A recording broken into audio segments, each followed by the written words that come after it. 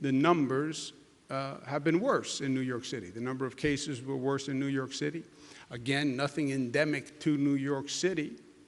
What happened in New York City was the virus was coming from Europe. We didn't even know. Nobody told us. We all were told it was coming from China. Look to the west, came from the east. We're looking west, it came from the east. It was coming from Europe. And January, February, before we did a European travel ban, 3 million Europeans landed at our airports, and the virus came that way. So it had the worst problem in the nation, one of the worst problems on the globe. So it's the one region that's not reopened yet, and we're now going to focus on reopening New York City. And again, we do it smartly. We have data, we have tests. We can focus on the new cases in New York City. Where are those infections still coming from? And we literally can now focus on those areas by zip code. We've done so much testing. We do more testing in New York than any state in the United States of America. We do more testing per capita than most countries on the globe. We do so much testing that we can actually identify zip codes that are generating the new cases. If you have that kind of intelligence, that kind of data, then you can target your resources right to those areas. Those zip codes tend to be predominantly minority communities. The infection rate is not spreading among essential workers. It's spreading among workers who have stayed home or who are unemployed. So it's spreading in the home, it's spreading in the community. We're going to focus on those zip codes. We're going to focus on those communities, and we want to slow the infection rate even in those communities. And that will really bring the numbers down in New York City.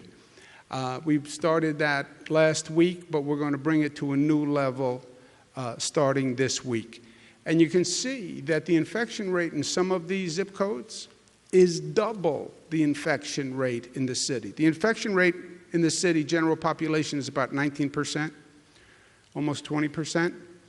In some of these communities, the infection rate is 40%, literally double the citywide average. And when we look at those new COVID cases coming into the hospitals, where are they coming from? They're coming from these zip codes, and we can literally identify it, so we want to attack the virus at the source. That's what we're going to be doing in New York City. In New York City, we also have to get the number of tracers up and trained and online, and we'll be focusing on that. Statewide, we all have to remain smart. Regions that are opened, regions that are reopening, New York City that hasn't opened yet, where we have to get the numbers down. It's about citizens, and it's about what people do. That's been the great riddle in this whole thing. We don't understand it. It's about government, government this, government that. Forget government. This whole trajectory is decided by people. It's personal behavior. That's all it is. You tell me what people do today, I'll tell you what the infection rate is tomorrow. And it's simple. It's wash your hands, it's socially distance, it's use the hand sanitizer, and it is wear the mask. Wear the mask. And this is almost a point of cultural communication. Wearing a mask is now cool. I believe it's cool. If I could sign an executive order that says wearing a mask is officially cool, there is a certain amount of informing the public and accepting a new type of standard. Wearing the mask has got to be something you do every day. When you get up, when you walk out of the house, you put the mask on. And I said the other day, you know, New Yorkers want to reinforce it for other New Yorkers. This is cool. You want to encourage people to do this. By the way, you have all sorts of color masks. You don't have to have a boring mask like my mask. I'm a boring guy. They have color masks, they have masks that say things. Some people coordinate their outfit with the color of their mask. And this has to be part of literally who we are and what we do every day. That does not mean when someone doesn't wear a mask, we should be rude to that person or be obnoxious to that person, but this has got to be part of every New Yorker's fashion and design and clothing and outfitting, wearing the mask. It makes a real difference. And if you think that's all talk, answer for me why all the first responders have a lower infection rate than the general population. The only difference is they wore a mask and they wore the PPE. So, wear a mask. Everyone has to do their part. Second track is, while we're reopening, supercharge the reopening, right? Stock market opened today. We want that economy to come roaring back. We want it to come roaring back. And that's not going to happen just by wishing it to be so. We have to take an affirmative action. We have to be part of that. And today is page 1 of that chapter. I don't believe that the economy just bounces back. Some economists say we artificially stop the economy, we release it, it went down, it's going to come right back in a straight line. I don't believe it comes straight back. I believe it bounces back, but it bounces back differently. We talk about the normal and the new normal. I think you're going to see the same thing with the economy. I don't think it comes right back to where it was. It's not like bouncing a basketball. You bounce a basketball, it goes down, it comes straight back up. It's like dropping a football. You drop a football, depending on how it hits, it goes off on different angles. The economy is going to come back up. I don't think it comes straight back up. And I think there will be winners and losers in this new economy. I think the top end of the economy will be fine. They always are. It always works out for them. You look at the 2008 recession after the mortgage fraud, we did the bailouts. The big banks were the first one to come back fine. But I don't think the economy comes back for everyone, everywhere, the same way. I think you're going to see American workers who are laid off. That's why I'm pushing the Americans First law in Washington. I think you're going to see corporations use this as an opportunity to, in their words, restructure, to get lean, to show the analysts we can increase the profit. How do you increase the profit fast in a corporation? You lay off workers. That's what you do. And I think you're going to see corporations do that. We've lost thousands of small businesses that just are not going to reopen their doors. So you're going to see pain in this new economy. And let's start to anticipate that, and let's start to deal with that now. We know that government can stimulate the economy. This country has done it in the past, where we have engaged in major public works that made the nation better, and when we did it, we stimulated the economy. You look at all the great things that this nation did, building the Hoover Dam, the Lincoln Tunnel, all these magnificent public improvements that made the nation and created thousands of jobs at the same time. Now, everyone has been talking about the need to do major infrastructure in this nation. Every president, Democrat, Republican, President Clinton talked about it, President Bush talked about it, President Obama talked about it, President Trump talked about it, Vice President Biden talks about it. We have major infrastructure needs. We're not building. The rest of the world is passing us by. It's true. Well, then do something about it. Don't just talk about it. Everybody's identified the same problem, Democrats and Republicans. But nobody has done anything. If there's ever a time to actually take on this overdue need of major infrastructure construction, now is the time. There is no better time to build than right now. You need to restart the economy, you need to create jobs, and you need to renew and repair this country's economy and its infrastructure. Now is the time to do it.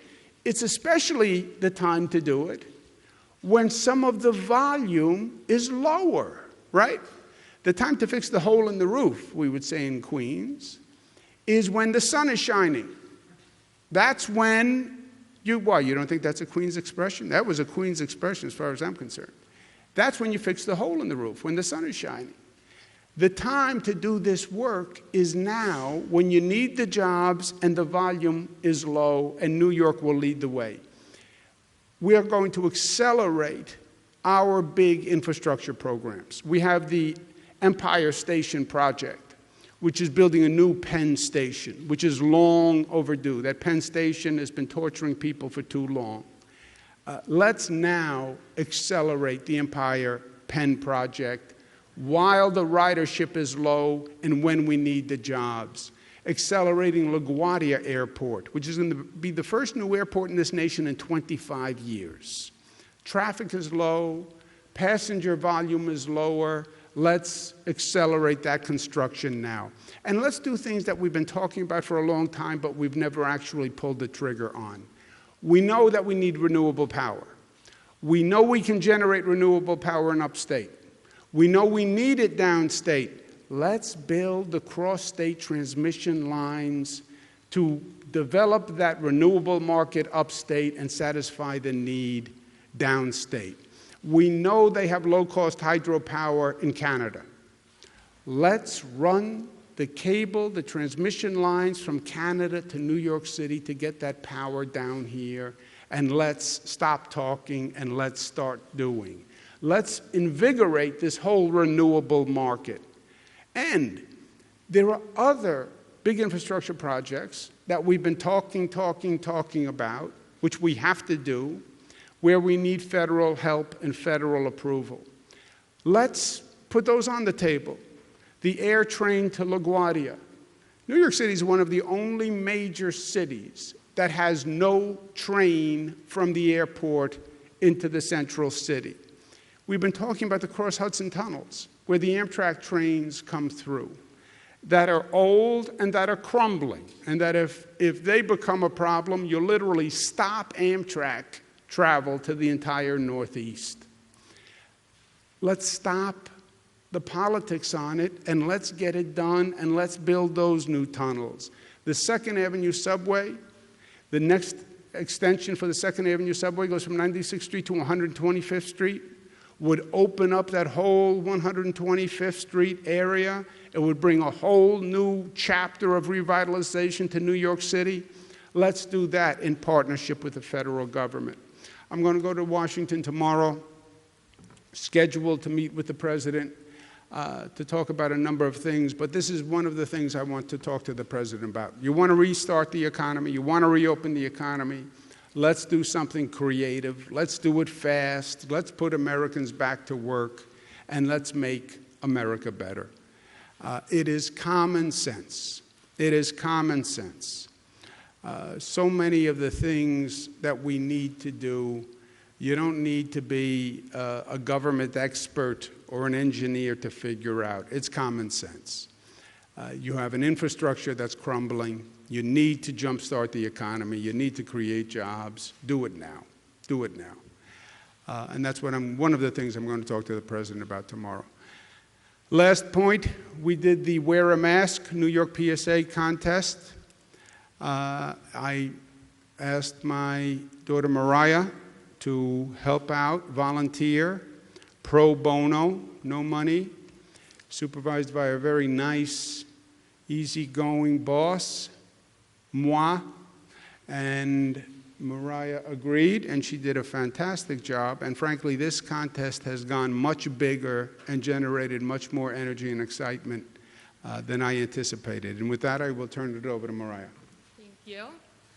We launched the Wear a Mask ad contest in May, asking New Yorkers to create ads about the importance of wearing a mask in public, and we received over 600 video submissions from across the state. We selected 5 finalists and put it to a vote, and people cast 186,117 votes.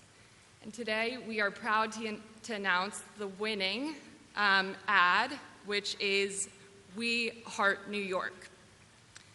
And with that, we'd like to... I love New York. We love New York. We've been stuck inside our homes, while our everyday heroes have been working overtime. For New York to reopen and stay open. We all need to do our part. And show that we care. Look, man. I wear a mask to protect you. You wear a mask to protect me. Let's all wear a mask to stop the spread of coronavirus and save lives. When we show up in the mask, we're showing up for each other. Show your love for New York. Because New York loves you. Beautiful. Thank you. And congratulations to Bunny Lake Films, a female-founded boutique production company based in Brooklyn, New York, who created that incredible ad. And we'd now like to show the second place ad, which is You Can Still Smile. I wear a mask for my fellow New Yorkers. My mama, who's a healthcare worker. Nurses and doctors. For my father. For the marginalized communities who don't have access to adequate health care. For my children. My community. Essential workers. Transit workers. The immunocompromised. I wear a mask so we can get back to work. Go to school. Share a meal. See a movie. Hug my friends. Dance together. Go to the theater. See our families. Continue to show support. Take care of each other. Save lives. Stay strong. Beautiful. Thank you to everyone who submitted ads, who voted, who shared ads, and helped spread this important message that it's absolutely critical to wear a mask in public, and we'll be continuing to reach out to New Yorkers for help in spreading the message about how we can get through this together, because New Yorkers are clearly ready, willing, and able to help. Beautiful. That is a great job. Now, I have to make an executive decision, not order. There is no election that we have nowadays that doesn't raise issues, it seems. This was extraordinary. We opened this up to competition. There were 96,000 votes for the first and second place winners. 96,000 votes, only a 500 vote differential between number 1 and number 2, okay? Which, if it was a normal election, would normally trigger an automatic recount, all right? It's that close. There's also an issue with this election that we never really defined an eligible voter. And we have people who voted in this competition all across the state, all across the country, all across the world. We had international people voting in this competition, which I did not really fully think through. So rather than have a debate about who would have been an eligible voter, because that 500 votes between first and second is so small, if you start to have a question about who's an eligible voter, it could get dicey. So I'm going to make an executive decision. The state will run both ads, first and second, because they're both great. And obviously, yes, won by 500 votes, but it was a tremendous turnout. People love both. That's clear. So the state will run both, and we don't have to get into a debate about who is an eligible voter in a video competition. So we'll run both of those PSAs. I want to thank all the voters who participated. That tremendous number just shows how engaged people are all through this. This is about life and death. This is about their lives. This is about their community, and they're engaged, and they should be, because they are New York tough, smart, united, disciplined, and loving.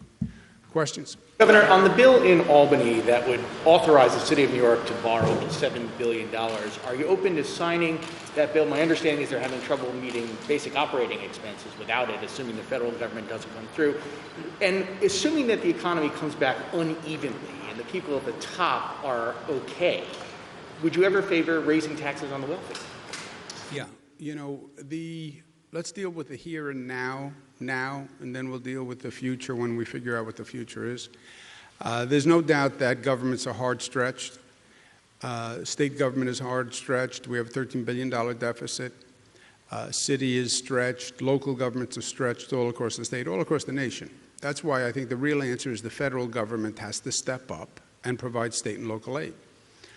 There was also a piece in the Wall Street Journal that said in those situations when the state and local governments are starved, the economic recovery is slower than when you actually fund state and local governments, which makes sense because if you starve the state government, what happens? I turn around, there's less funding for schools, less funding for hospitals, less funding for local governments, and that's police and fire. So we need funding from Washington. If we don't get funding from Washington, we're going to have a serious financial issue. And it's going to compound our state problem overall. What do you do if you don't get federal funding? Well, then you have to be fiscally responsible. And for New York City, New York State, Suffolk, Nassau, it's going to be the same question. Well, borrow a lot of money. Well, is it fiscally responsible, what you're borrowing? Do you have any chance to pay it back?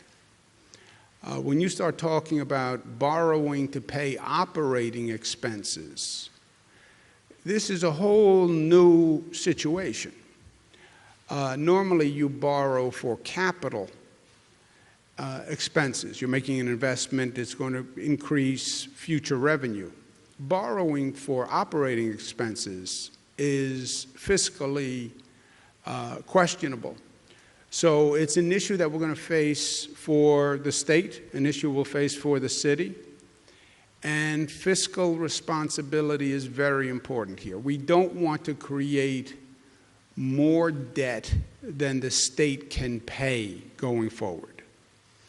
And we don't want to create a situation where the state or any local government borrows so much money that they can't repay it, and then you have to start to cut services, and now you're in that vicious downward spiral, right? We've been there before. New York City has been there before.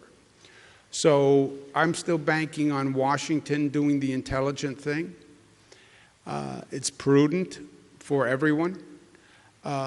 If that does not happen, we're going to have to make hard choices, but they're going to have to be fiscally responsible. And I haven't even looked at those issues for the city or for the state because I still don't want to create the possibility or the excuse for Washington to say, well, we don't have to act, you can just go mortgage your future. I'm not in the mortgaging for future option scenario. You mentioned in recent days that CDC guidance changed with regard to transmission of the virus on surfaces.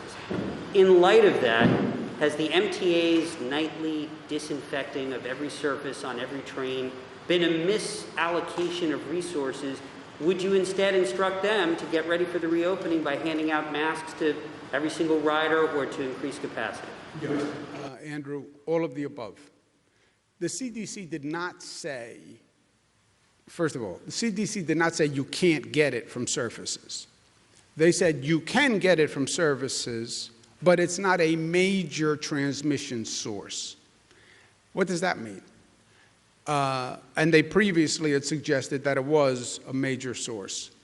But even if it's not a major source, you know, this is tricky. If I get the virus, I don't care if I got it from a minor transmission source. I don't want to get the virus. So even if only 20% of the people get infected from surfaces, I'm still worried about those 20% of the people. So I think for the MTA, for any organization, it's all of the above. Yes, masks. Yes, hand sanitizer. Yes, social distancing. And yes, clean and disinfect the surfaces. Because even if they're right, and again, that assumes they're right, and let's be honest, the experts have changed their opinions and their numbers and their projections 3 times through this thing. So even if they're right, and it's only a minor source now, it's still a source. And do everything you can. Do everything you can. Do everything you can. And that's what we're doing. What do you think a rider should do if they're going back to work and there's someone on their train who's not wearing a mask? Look, New Yorkers are tough, right? As we've said. There is a social responsibility, I believe, to wear a mask. I believe it should be part of our culture. I think we should encourage each other to be responsible and to wear it. I encourage people when I'm walking around the street and somebody doesn't have a mask and they're walking past me. I encourage them nicely, politely, point out some facts. But it's New York. We have to be careful that that nice and polite stays nice and polite. And people are afraid now, and you can see tempers flare, and you can see the energy goes up. I think that's not helpful. I think you can have conversations with people and point it out, but keep it friendly and helpful and constructive.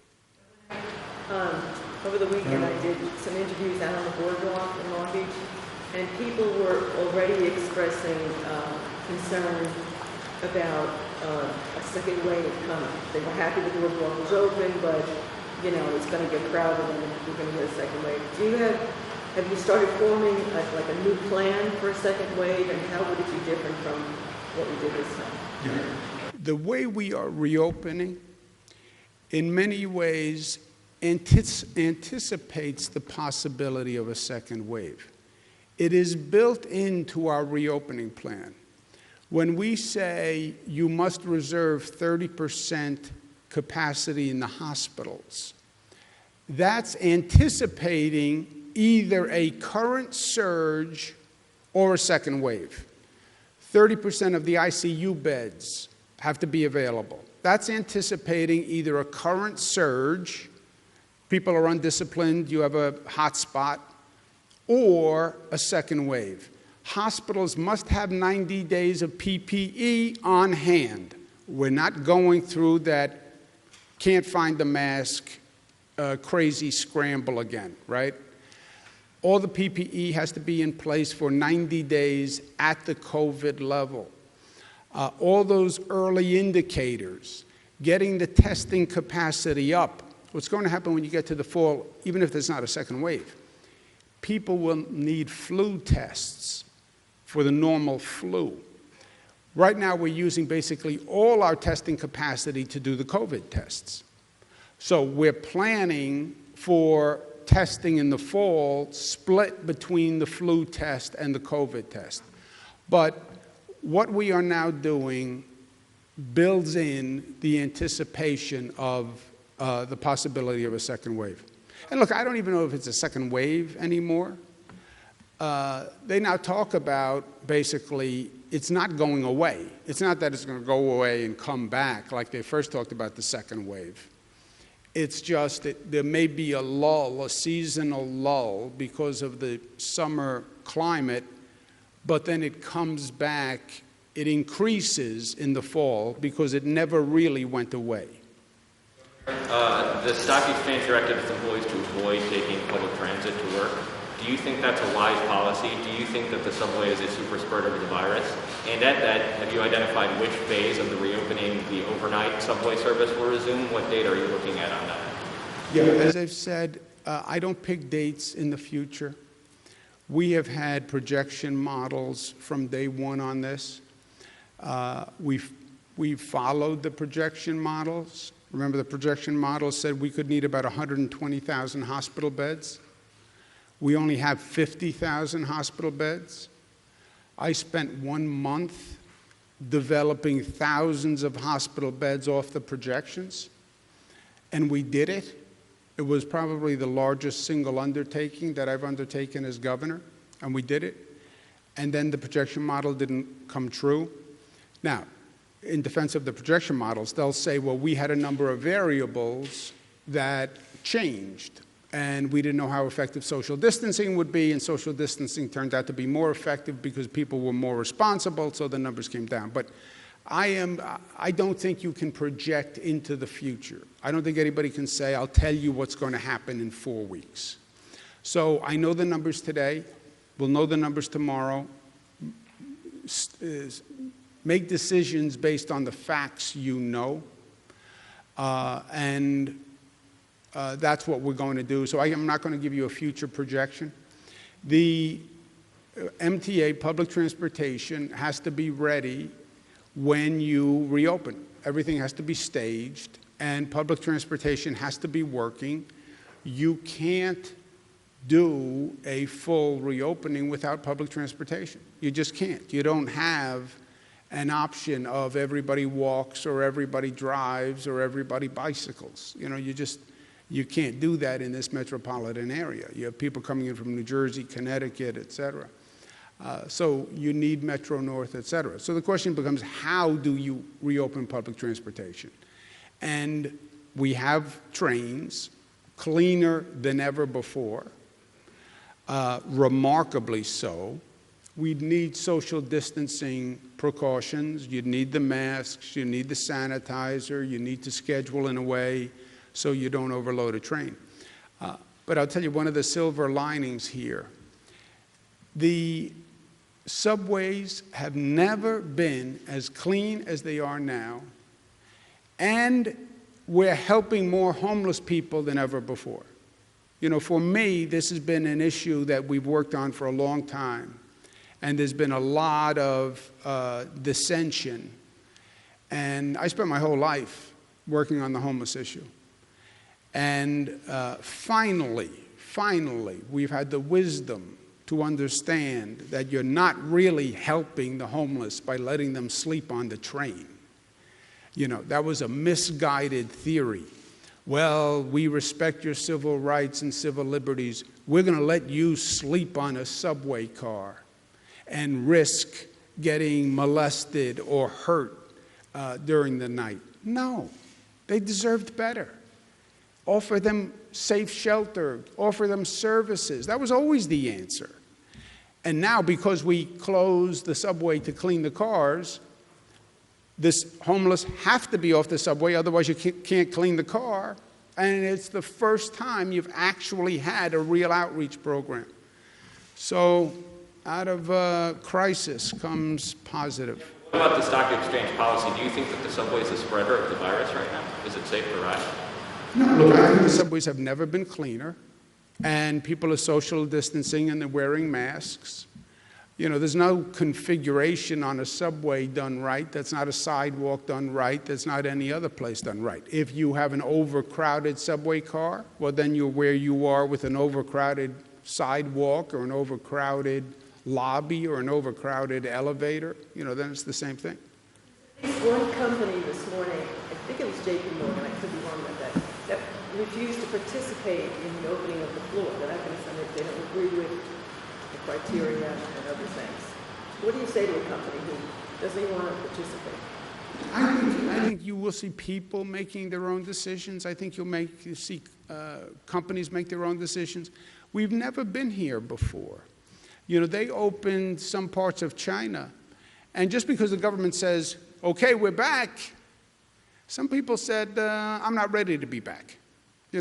I'm not ready to get on public transportation. I'm not ready to walk down the sidewalk. I'm going to sit home and I'm going to watch to see what happens.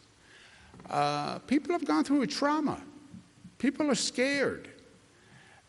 So I think you'll see all sorts of individual decisions by companies, by people, and some people are going to hang back and say, I want to see the facts. I don't want to be the first one out. I think that's all fine, and I think that's to be expected. I think there's an emotional transition here as much as there is a physical transition. And again, I don't think this is about government rules. I think it's about everyone has informed themselves. You're talking about my life now. You have my attention. You're talking about my kids. You're talking about my mother. I'm taking this very seriously, and I've informed myself, and I'm going to make my own judgment. Thank you very much. Well, the federal government says, the president says, the governor says. I don't care what they say. I'm going to make my own decision. And I think that's fine, because this is really about restoring confidence and comfort. And it doesn't happen until you feel confident and comfortable. Anyone want to make some points? Melissa, Gareth? Any more votes? How come you got more votes for that competition than you got for your old dad? Let's take one more. We're nearing the end of May, and it's still unclear how much money the federal government will give the state. Do you anticipate that the state will unveil the state budget cuts before or after? No, Luis. You tell me what the federal government does, I will tell you what the state budget looks like. And I want them to have that responsibility. Right now, you have a $13 billion deficit. We will cut schools with no money from the federal government. Schools get cut 20%, local government gets cut 20%, and hospitals get 20% cut. That's what happens today. That's the budget. It's done. And by the way, the budget is done. It was passed in April. That's the budget.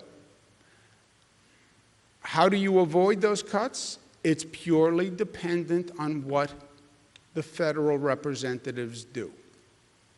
And remember, the House is controlled by congressional Democrats. The Senate is controlled by Republicans.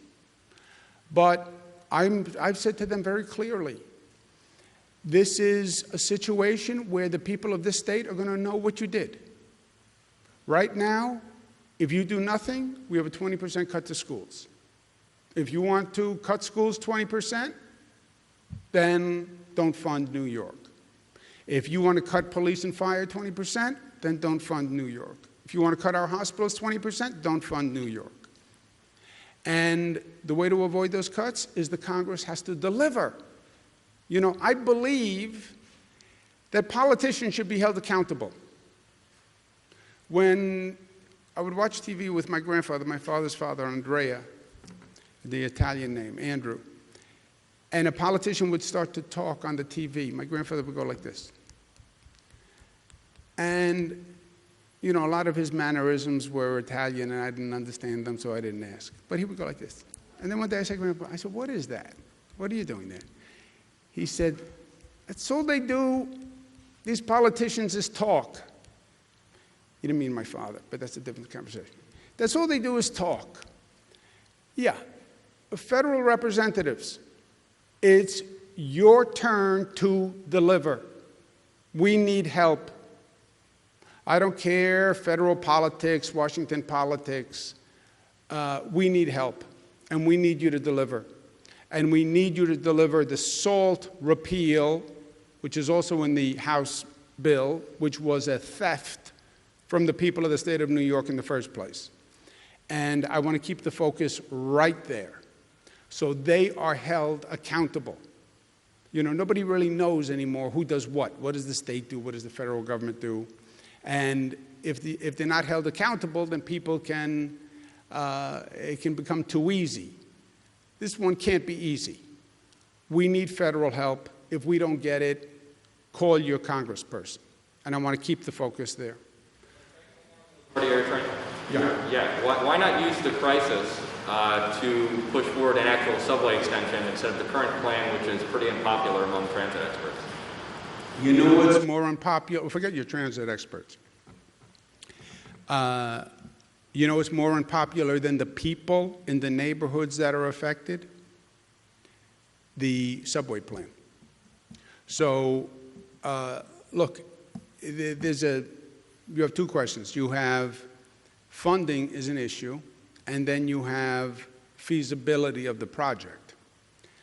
I don't want a project that's going to be in court for 150 years and that gets kicked down the can down the road, which is what happens with so many public works. When I say I'm going to do something, I actually do it, which is a little different. I say I'm going to build a Mario Cuomo bridge, I build it. I say I'm going to redo tunnels, I do it. So I want to I say I'm going to build a new airport, I do it. And I do it in real time. And I want projects that are real as opposed to theoretical, I have a great idea, in a perfect world, we could do this. Yeah, when the world is perfect, then I'll do it. Thank you for taking time. Initiated the meeting with the president tomorrow. So this was part 2, continuing your last discussion. Well, we've had multiple discussions. It's not part 2, it's probably part 28. Is it fiscal package you're trying to get out of Washington primarily, would you say? Literally, and the pursuit of happiness. My 3 favorite topics. And the state of New York. Talk to you later. Thank you. Thank you, Stock Exchange, for this beautiful room.